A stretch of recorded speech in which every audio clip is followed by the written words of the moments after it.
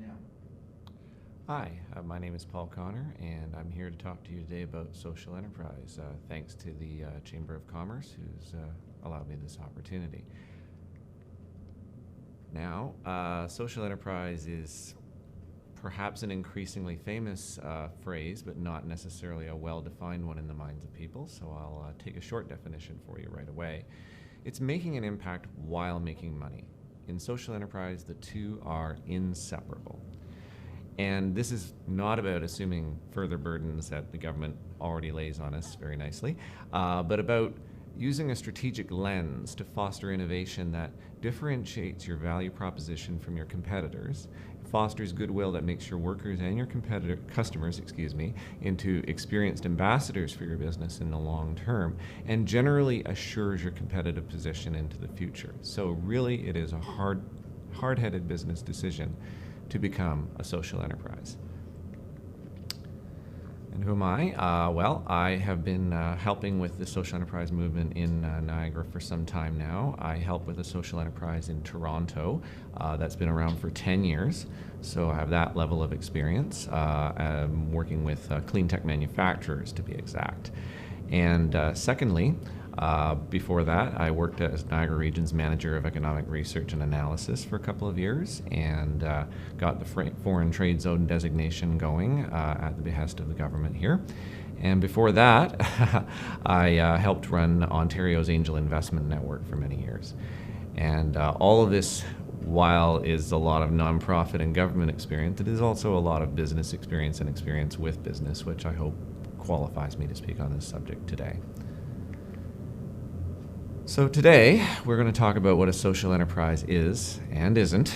It's often confused with other terms and activities.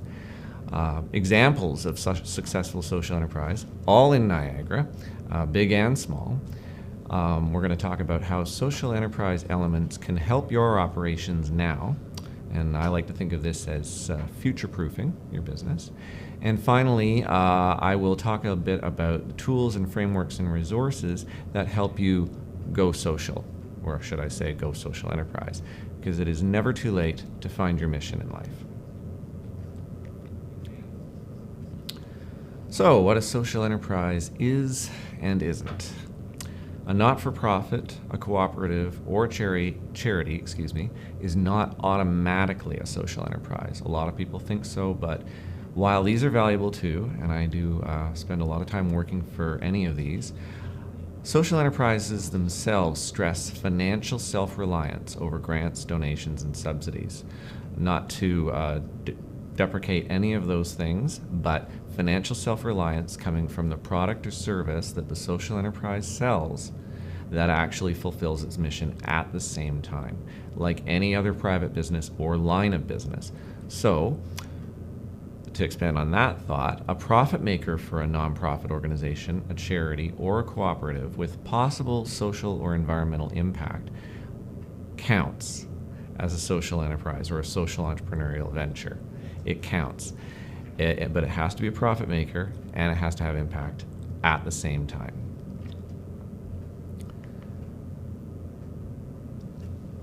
A much more famous concept is corporate social responsibility, donating profits to mitigate the impact of your business or mitigate impact in general on society, on health, or on the environment. This also does not make a business a social enterprise. These are extremely valuable activities, and again, I encourage them, especially as a first step. But mission is in the DNA of social enterprise value generation. So again, if you are carrying out a conventional business activity and then dedicating your profits to social entrepreneurial or social good, that is corporate social responsibility. And again, it's a good first step towards making an enterprise social, because making the decision to engage in corporate social responsibility can focus your attention on impact and the innovation that you need or may desire to mitigate or zero it out, or even turn it around and make it a positive one. So what is a social enterprise, now that we've talked about what it isn't? Social enterprises are community groups, nonprofits, business owners, and citizens finding creative and sustainable solutions to the world's challenges by creating profitable, purpose-driven social enterprises. The structure does not matter. You can be a sole proprietor, a micropreneur, you can be a partnership, you can be incorporated as a for-profit, like the social enterprise that I'm involved with, or you can have a nonprofit earning income on the side that also has a social or environmental impact from its good or service that delivers the income. Again, the structure does not matter. Mission combined with independent revenue generation matters. So in Niagara, thankfully, we have many examples of social enterprise. The one that I hang out with the most is Matai Cafe in St. Catharines. It's a cafe. They're licensed, and in a nutshell, they really emphasize the social aspect of their activities. They provide space for community building and for friendship, for meetings, for artistic purposes. They have a gallery for local artists. They have community gatherings, and a game shelf and a bookshelf even. And as you can imagine, it's very social. Emphasis on the social rather than the environmental or the health things. However, some of the things that they do showcase the environmental aspect as well.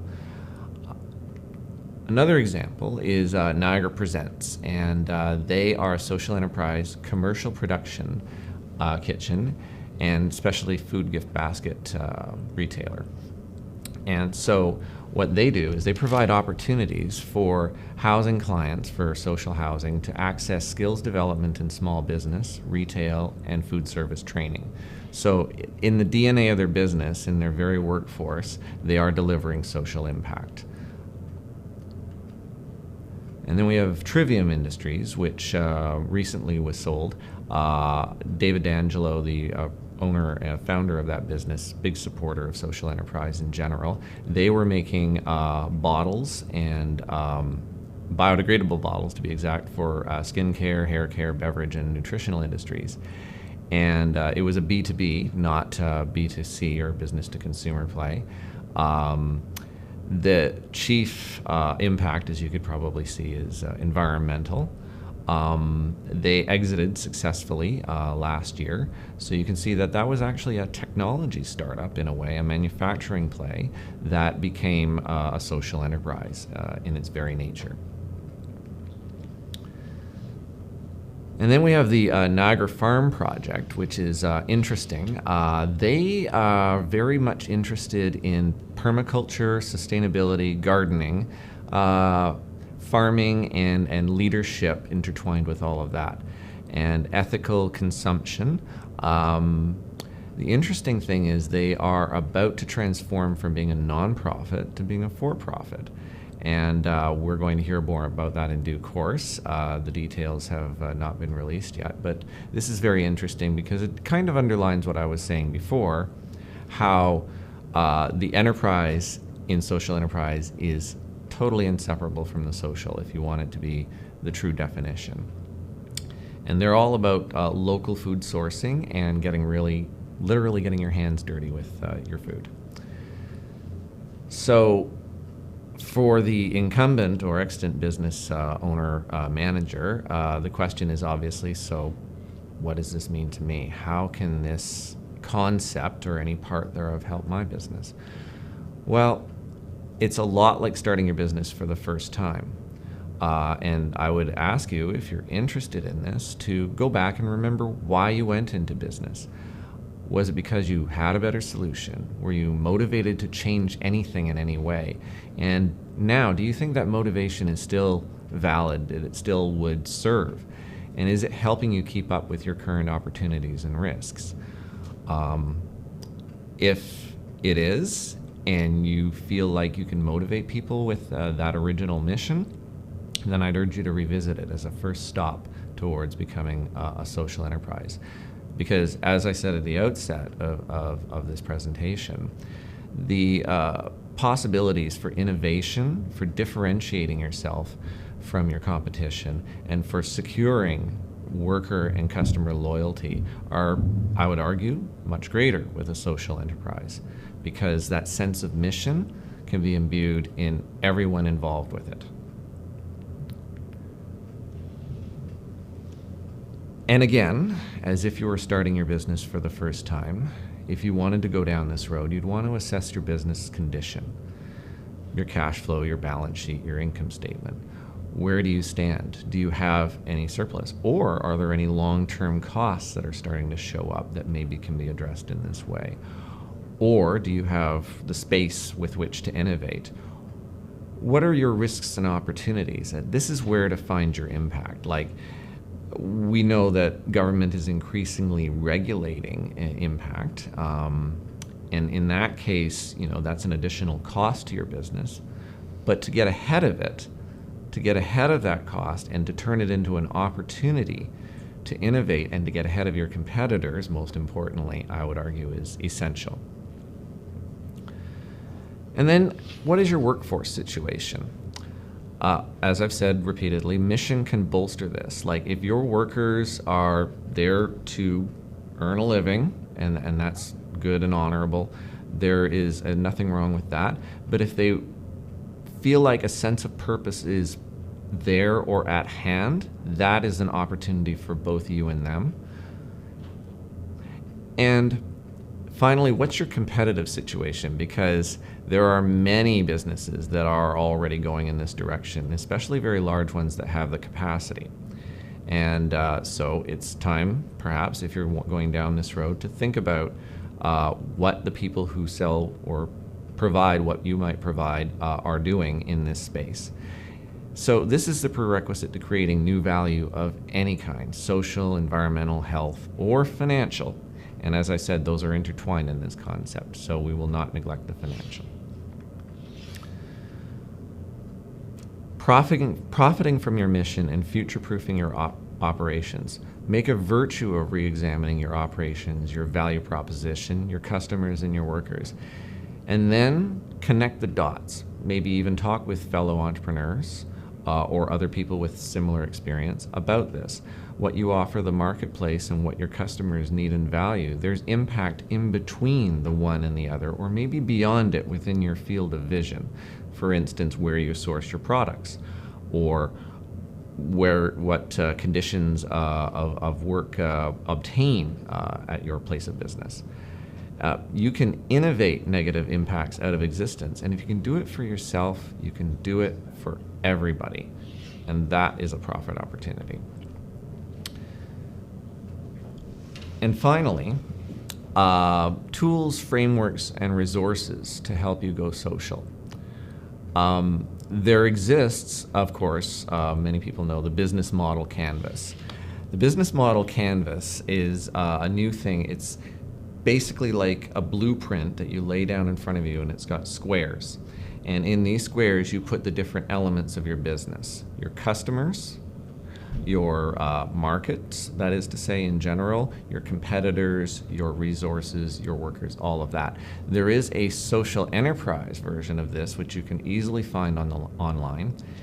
And these canvases can help you visualize. I mean, this is the thing about re-examining or starting a new business. It sounds like a lot of spreadsheet work. It sounds like a lot of planning. But thankfully, there's a lot of good people out there who have made this process more and more visual. And secondly, I will talk about the Ontario government, which of late has mustered considerable resources for social enterprise. And social enterprise is an actual strategy of the government, and they are providing, I believe, grants and assistance with the business model canvas through your local small business enterprise center, like the one we're sitting in right now today, or through your local regional innovation center, I should say, like Innovate Niagara.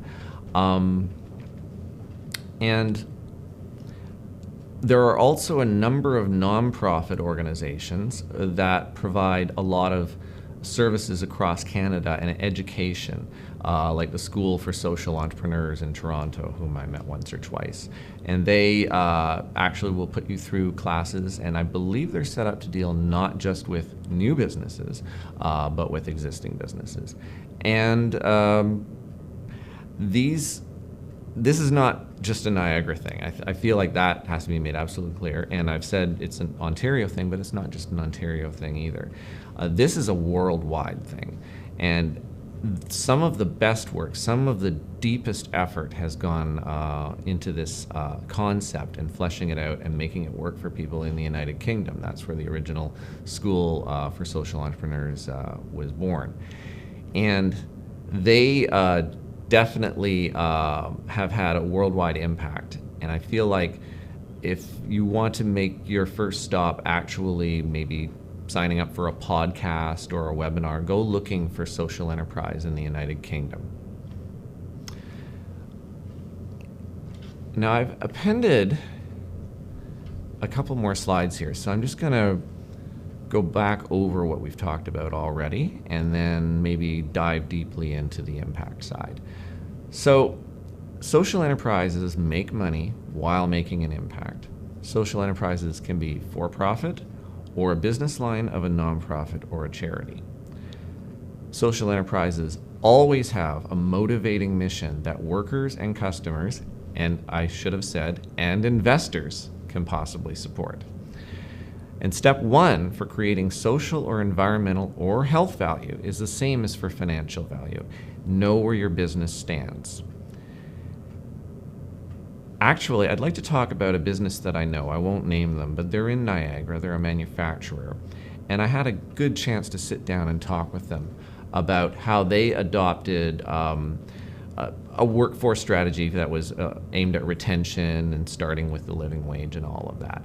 And they said that that was their first stop. So I can't claim ownership of this idea. This was their idea. They looked at their cash flow, they looked at their income statement and their balance sheet. They assessed their bottom line and they went, where is our sweet spot? What kind of business should we go after? Should we just go after sales at all costs? No.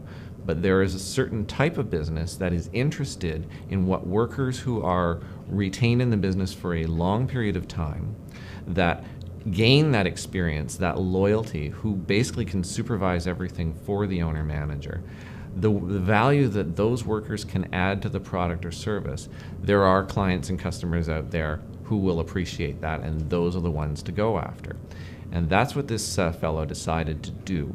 He decided to, first of all, take a look at that financial situation, talk to his workers, and assess his sweet spot, almost literally, and then just go for that. It became a slightly smaller business, but a much more focused business, and one that is good for the long haul.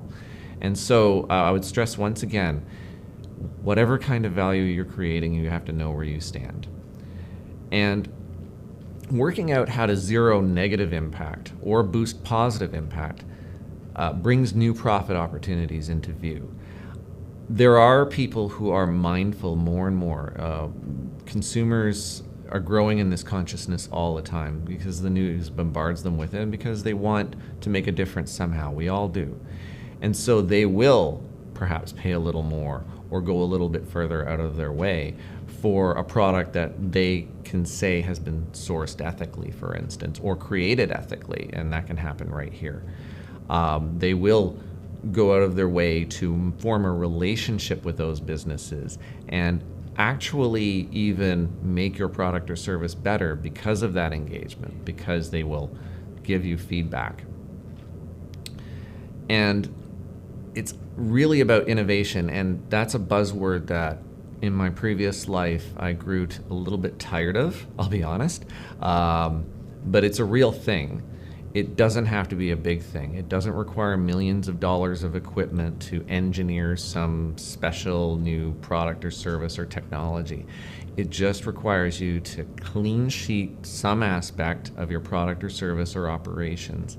Really think about shortening the number of steps, or as we're talking about here, reducing the amount of impact, and just taking that time. And I know that business owners and managers are often pressed for that, just that time. But there are people out there who can make that time work for you, as I've said, at the Small Business Enterprise Centers and at Innovate Niagara. There are people who will actually, if you give them an hour, they will make the most of it for you. Other concepts that come into play when people are talking about social enterprise a bit more knowledgeably is the shared value initiative. Finding business opportunities in social problems. And shared value, it sounds like a very woolly term. It sounds very, I don't know, all around the campfire, shall we say? But it is really also about grounding yourself, sending down deep roots into your customer base, your market, your community, your workers, and vice versa. And that has to assure your solid foundation. There, I've strained an actual metaphor too far because roots don't like foundations. Okay. Another concept is the triple bottom line. Now, this is something that's a bit more well-known in the news, where you're not just talking about your financial bottom line, although that comes first in a social enterprise as in any other kind, as your social and environmental responsibilities. And one of the things I've had fun with lately as a sometime economic researcher is actually trying to define impact in data terms. Social impact can be that living wage, or it can be the secure employment practices, or it can be your GHG emissions. A lot of these are off-the-shelf solutions, which is great for a small business. They already exist, they're packaged, they can give you even a certification sometimes, which also helps with the brand. The degree of social responsibility is not farther than your reach, but you might be surprised at what your reach actually is if you're talking to your workers or your customers. And that, I would definitely want to stress, that's an opportunity, that is not an additional burden. So this is a takeaway. We're obviously not going to do this today with anybody or everybody, but your exercise, if you wanted to explore the concept of social entrepreneurship, is what problem are you trying to solve? What is my vision for a better world? Again, that sounds a little woolly, but I know my vision for a better world involves, more pullovers at the side of the road where I can get a coffee, for instance. So it can be grounded in little things like that. What's my most natural skill set? And that goes back to what I was saying at the beginning about why did you get into business in the first place? It's always a valuable question to re-answer. And then if you add those three things together, what's a product or service I can create from combining the above three answers? I'm sure many of you have seen Venn diagrams, and maybe that works here. You'll have those overlapping circles, and what's in the middle is literally your sweet spot. And now we're at the slide where I thought, if I have time, I'll talk about this. Minimizing your existing impact. Now the government, as I've said, they're doing a lot on this already. There's cap and trade, there's land use regulations, always have been, there's rules around chemical usage and health and safety. A lot of this in modern Canada is really pretty well taken care of. I mean, as compared to some other places, we're pretty well off. With the caveat, as I'm very aware, that compliance with all of these mandates and regulations is a great challenge for many small businesses. And if you don't have more than a few people working with you, the opportunity to specialize, to have someone dedicated to this or that question, it can be more than a little bit of a challenge. And this is an opportunity for strategic insight and for collaboration with other businesses and with your chamber and with Small Business Enterprise Center. A lot of the impact that remains after you have been fully compliant with the law and regulations and social norms to a degree, they're off-the-shelf solutions because, and frankly, there's a lot of small enterprises or social enterprises out there that will just say, here's our one-stop shop, And there's your multiplier if you adopt the solution, cost versus additional revenue. If at least if they know their business, I would challenge them on that. Prior planning and strategic habits of mind is something that I realize is often challenging for a small business owner that has to just keep the lights on and the ball rolling, so to speak. But if any chance exists to carve out some time for planning and strategic habits, then it is like bread cast upon the waters. It will come back to you, I believe. I've seen it happen before, and I hope I will again.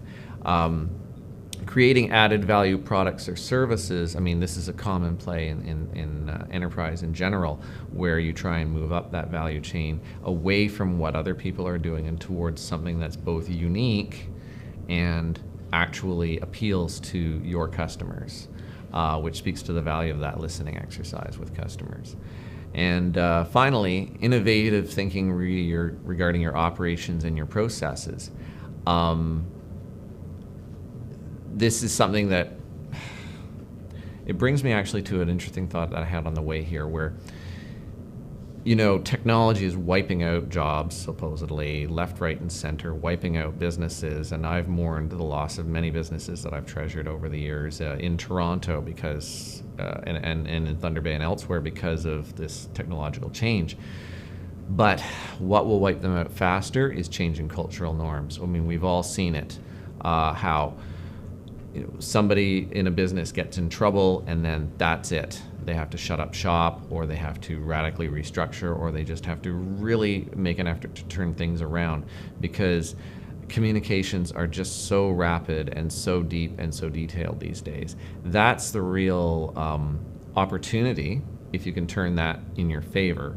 It's also the risk if the social impact or the environmental impact turns out not to be in our favor. And I think at this point might be a good time to stop and take questions, if I may.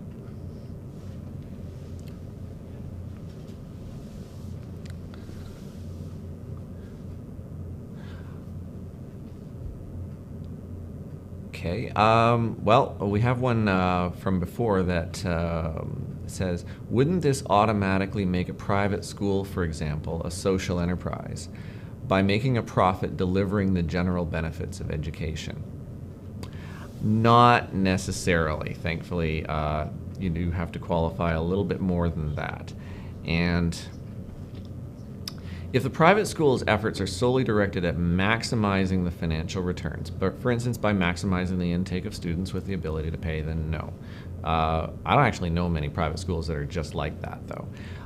If a clear sense of mission is present in that operation that yields both higher performance and returns in health or social and or environmental terms, say by investing the experience and revenues gained from paying students to innovate their way towards socially inclusive and more effective education across the general population, well, then maybe.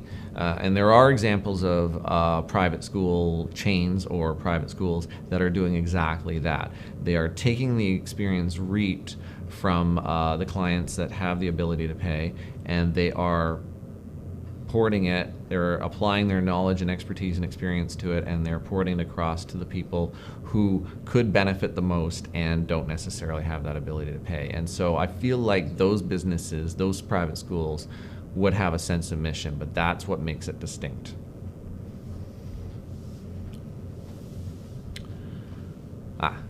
And another question we have now is, hypothetically, how could a conventional business like a hotel become a social enterprise? And so let me brainstorm for a minute here. Going back to, is your workforce motivated by a sense of mission, and could that deliver more value? Are there impacts that will sooner or later hit your bottom line? Because they're starting to for all of us. And are there competitive advantages you can gain by zeroing or delivering a good or service that makes a positive impact? And in a hotel's case, I can see a hotel deciding on a strategy of fostering an ongoing sense of connection with and between its guests. I'm thinking of that cafe example from before. I'm getting recognized there now, so That's what makes me think of this. And with the good condition of the destination it operates in, like fostering that ongoing sense of connection between its guests and the destination, in this case Niagara Falls, which is a great place to be connected to with its natural splendors and its history. Even after the initial stay though, like staying in touch in a nutshell and getting them interested, because this could not only promote social or environmental voluntourism, which is a concept maybe I'll explain, where you actually travel to a place because you want to help teach science stuff about the local natural features or whatever. This increases the attraction of the destination and encourages repeat visits by those socially networked guests and more considerate treatment of them by the staff. And through generation of increased revenue by this culture shift, and I'll go back and say it again, fostering an ongoing sense of connection with and between its guests and with the destination. This would allow forward planning with workers that further encourages guests to choose this social enterprise venue while zeroing the proven impact of whatever cause they choose to wire into the DNA of this thing, this particular lens that they put on their relationship with their guests.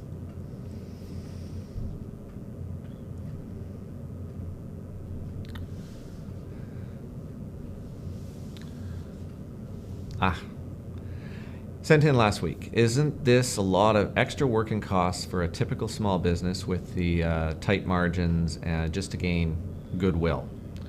Well, I don't know. Like, there are some companies for which goodwill is a $20 billion line item, so I'm not actually going to turn my nose up at it.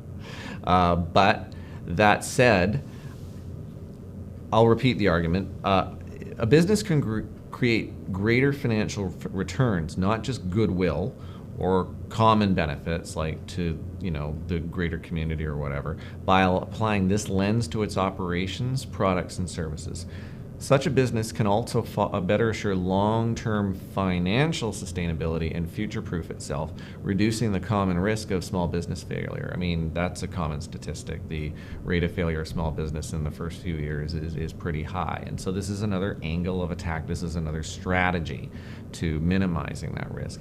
And I know this is easy to say and hard to execute. I've sweated over making payroll myself, I can say that much. I've sweated over whether what I'm offering is something the market wants. So I hope I will be heard when I say the classic response to tight margins, and I believe I'm supported by not just the literature but by fellow business people, is to differentiate one's value proposition in a way that increases appeal to a definable and addressable segment of the market with enough scale to make a difference. Like, there's no if you build it, they will come. You actually have to do your homework. And one way to address higher costs of, say, clean technology is to collaborate with others on adopting it, getting deals or financing or whatever. But going back to that clean sheet on at least this part of your business or any part of your business allows you to think in terms like that. It allows you to think in terms of collaboration or novel sources of financing or whatever. And it all goes back to that first step, which is, where do you stand now? So I think that's a valuable step to take, even if you choose not to go down this path.